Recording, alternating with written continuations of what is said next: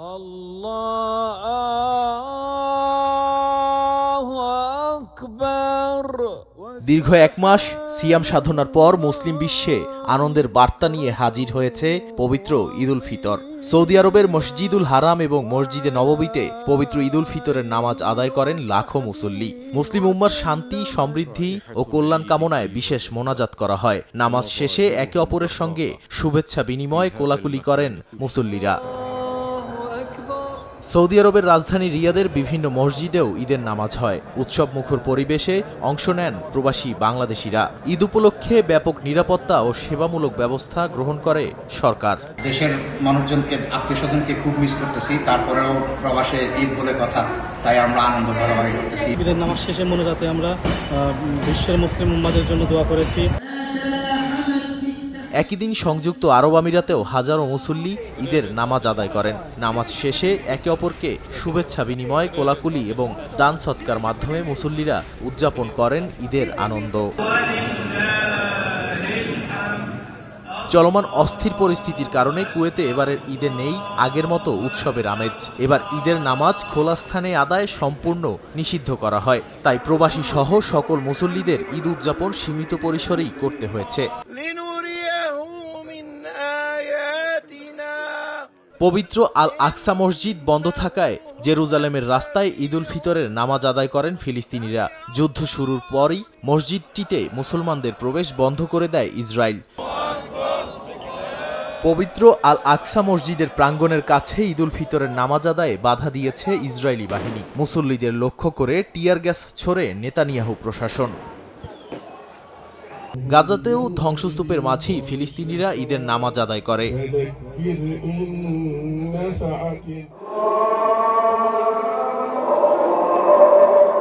ইরাকের রাজধানী বাগদাদের শেখ আব্দুল কাদির আল কিলানি মসজিদে ঈদের প্রধান জামাত হয়। অংশ নেন নারীরাও। শত্রুর বিরুদ্ধে মুসলমানদের এক হওয়ার আহ্বান জানান মুসল্লিরা। ইসরায়েলি হামলার মুখে লেবাননেও হয়েছে ঈদের জামাত। রাজধানী বৈরুত সহ দেশটির বিভিন্ন শহরে নামাজে অংশ নেন হাজারো মুসল্লি। মিশর ও জর্ডানেও নানা আয়োজনে ঈদ উদযাপন করেন মুসল্লিরা। বৈরী আবহাওয়ায় কানাডার টরেন্টোর বাঙালি কমিউনিটির প্রধান ঈদের জামাত এবার ইনডোরে আয়োজন করা হয়। স্থানীয় সময় সকাল 9:30টায় শুরু হয় ঈদের নামাজ। পরে কোলাকুলি আর সৌহার্দ্য বিনিময়ের মাধ্যমে ঈদের আনন্দ ভাগাভাগি করে নেন প্রবাসীরা। পরে কমিউনিটিকে শুভেচ্ছা জানাতে আসেন স্থানীয় কাউন্সিলর, এমপি সহ স্থানীয় রাজনৈতিক নেতৃবৃন্দ। একসাথে টরেন্টোবাসীরা, সকল মুসলিম ভাই বোন এবং বাংলাদেশিরা বিশেষ করে এখানে এসে একসাথে নামাজ পড়েছি। সবাই মিলে আজকে আমরা ঈদের নামাজ পড়লাম। ঈদের নামাজের পর আমরা সবাই মিলে মিষ্টিমুখ করবো। রয়েছে সুস্বাদু সেমাই এবং মজাদার তেহারি। অনেক সুন্দর আয়োজন, সেজন্যই ভালো লাগছে। ঈদ মোবারক। মধ্যপ্রাচ্যের পাশাপাশি ইউরোপের বিভিন্ন দেশে ঈদের জামাত অনুষ্ঠিত হয়েছে। সুইডেনে উৎসবমুখর পরিবেশে ঈদ উদযাপন করেন প্রবাসী বাংলাদেশিরা।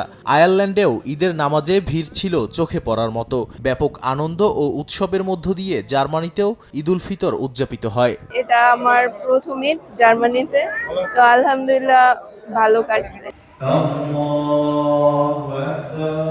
ফিনল্যান্ডের ইনডোর স্টেডিয়ামগুলোতে অনুষ্ঠিত হয়েছে একাধিক ঈদের জামাত। এতে অংশ নেন বিপুল সংখ্যক প্রবাসী বাংলাদেশি মুসলিম।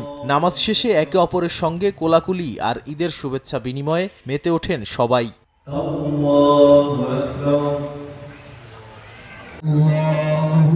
ইতালিতে যথাযোগ্য মর্যাদায় পবিত্র ঈদুল ফিতর উদযাপিত হয়েছে। রাজধানী রোমে ঈদের প্রধান জামাত হয় পিয়াজ্জা ভিক্টোরিও পার্কে। ভেনিসে গ্র্যান্ড মসজিদ প্রকল্পে সবচেয়ে বড় জামাত হয়। অংশ নেন প্রবাসীরাও। আমরা ইতালির ভেনিসে খোলা মাঠে, খোলা আকাশের নিচে আমরা ঈদের নামাজ আদায় করতে পেরেছি।